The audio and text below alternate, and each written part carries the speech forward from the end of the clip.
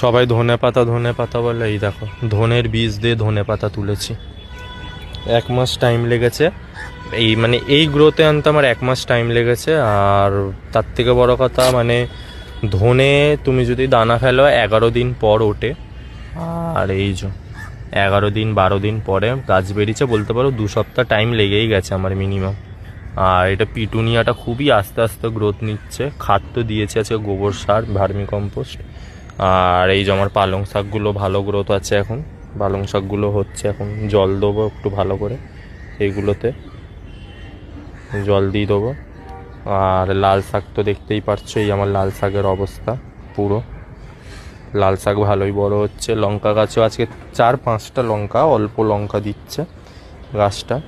তো লঙ্কা, আর এই দেখো লঙ্কা এখনও আরও আছে। এই যে এই আমার লঙ্কা হচ্ছে আরও।